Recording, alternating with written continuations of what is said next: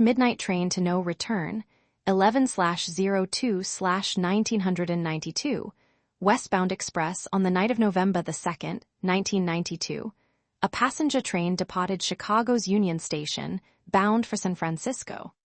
It was the westbound express, the 11:15 p.m. service that traced the northern route through Illinois, Iowa, and Nebraska before descending into the Rockies. The weather that evening had turned cold early in the week, and by nightfall temperatures along the corridor had dropped to 34 degrees Fahrenheit, with a thin mist settling over the flatlands. The train carried 147 passengers that night, most of them traveling for business or returning home from the Midwest to the West Coast. Among them was a 31-year-old woman named Margaret Ann Cleary, a pediatric nurse from Portland, Oregon, who had been in Chicago attending a 3-day conference on neonatal care. She boarded the westbound express at 10:47 p.m., carrying a single navy blue suitcase and wearing a gray wool coat over a blue dress. Her seat was compartment 14, berth 6, in car 7, a sleeping car near the middle of the train. This is where her journey would end, though the manner of that ending would remain shrouded in uncertainty for decades. Margaret Cleary was described by colleagues as meticulous and devoted to her work. She had graduated from nursing school in Eugene in 1983 and had spent the past 9 years in the pediatric unit at Emmanuel Children's Hospital in Portland. Friends and family recalled that she had been looking forward to this trip not only for the conference, but because she planned to visit her mother in Sacramento before returning to Portland. She had called her sister from Chicago that morning, around 9 a.m., to confirm she would arrive in Sacramento by late afternoon the following day. That would be the last confirmed communication from her. The train departed on schedule, and conductors remembered seeing Margaret at her compartment around 11:30 p.m., arranging her belongings for the night. She declined the offer of breakfast service for the following morning, saying she planned to sleep late. This would become one of the small details that investigators would return to repeatedly in the weeks that followed, trying to reconstruct the final hours of a woman who had simply vanished from a moving train. The first indication that something was wrong came at 6:47 a.m. on November 3rd, when the train stopped at the depot in Omaha, Nebraska. Passengers began disembarking for the scheduled 20-minute layover. The conductor in car 7, a 22-year veteran named Harold Weston, made his morning rounds to collect tickets and check on passengers. When he reached compartment 14, he found the door slightly ajar, the berth empty, and the window raised 6 inches from the bottom. Margaret Cleary's navy blue suitcase remained on the luggage rack, unopened. Her coat was gone, as was one of her shoes, a brown leather loafer that would later be described in the police report. The bed sheets showed signs of disturbance, and a small amber bead, possibly from a piece of jewelry, was found caught in the fold of the mattress. There was no sign of struggle, no blood, no indication of violence.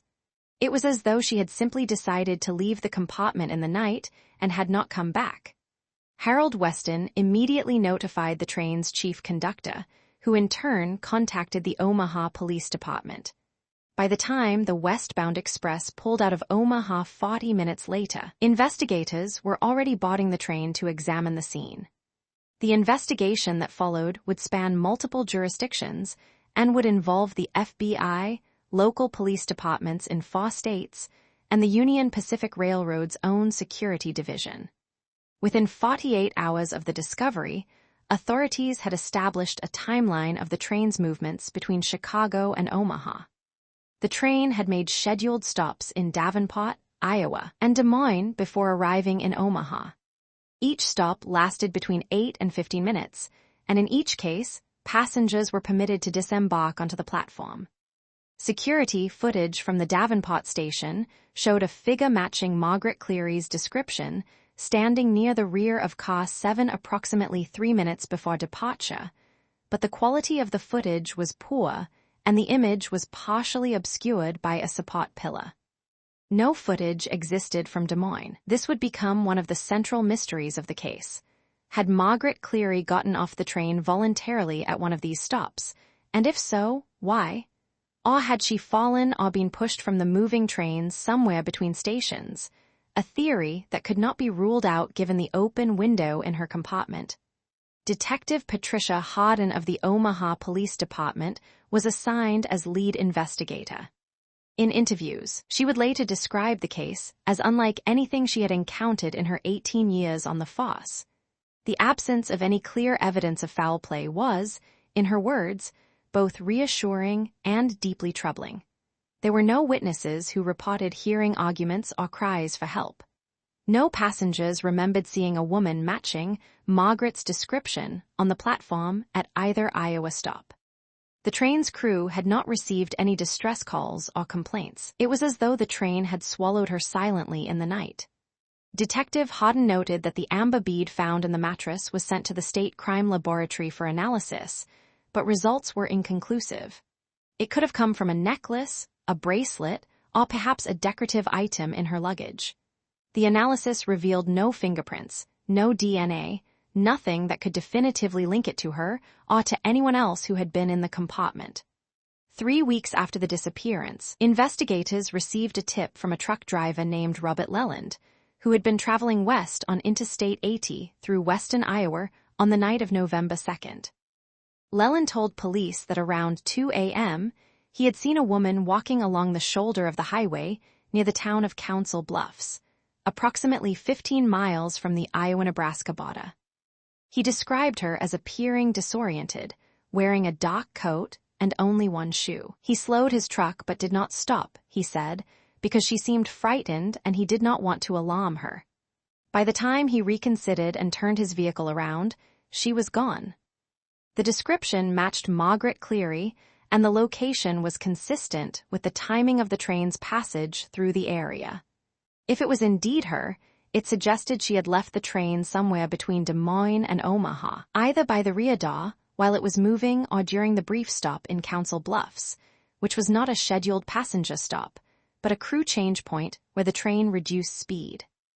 This theory gained traction when railroad workers confirmed that the rear door of Car 7 had been found unlatched the following morning, though they could not say with certainty whether it had been that way when the train departed Chicago. What happened to Margaret Cleary in the hours between 11:30 p.m., when she was last seen in her compartment, and 2 a.m., when the truck driver believes he saw her walking along I-80, remains the central question of the case.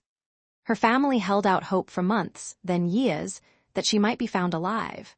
Her sister, Diane Cleary, appeared on several regional news programs in 1993, appealing for information and expressing frustration with the lack of progress. We spoke with Diane in 2020 for this documentary, and though decades have passed, her voice still wavers when she describes her sister. She told us she still checks missing persons databases, still scans news reports from small towns in Iowa and Nebraska, still hoping for a call that never comes. The family held a memorial service in Portland in 1995, but they never received a death certificate. Legally, Margaret Ann Cleary remains missing to this day, though the statute of limitations for any potential criminal charges expired long ago. The case file remains open in the Omaha Police Department's cold case unit. Detective Harden, now retired, told us she still thinks about it regularly, particularly the shoe. Why would someone remove just one shoe? Why not both or neither? Was she in a hurry, or was it a deliberate act with some meaning known only to her? The open window, the single shoe, the bead, the woman on the highway, none of it fits together into a coherent picture. It is as though Margaret Cleary walked into a fracture in the night and disappeared into it, leaving behind only fragments that might mean everything or nothing at all. Some investigators have speculated that she may have been suffering from a mental health crisis, that the conference or some other stressor may have triggered an episode that led her to leave the train unexpectedly. Others have suggested the possibility of an encounter with another passenger that went unobserved and unreported. The truth, whatever it may be, rests somewhere in the flat dark farmland of the Midwest, in the space between one town and the next, in the brief window of time when a moving train passes through the night and the world inside it becomes small and quiet and terribly alone. The westbound express continues to run. It has been renumbered and re-relined over the years, but the route remains largely the same. Passengers still board in Chicago and wake somewhere in the Rockies, stepping off into a different world than the one they left. Car 7 has been replaced twice since 1992, and few, if any, of today's passengers know that on a November night 3 decades ago, a woman named Margaret Cleary vanished from compartment 14, leaving behind a single shoe and a mystery that has never been solved. The train moves on through the dark, carrying its passengers forward into the morning, and the question remains: what happened to Margaret Ann Cleary, and why has the truth refused to come forward after all these years?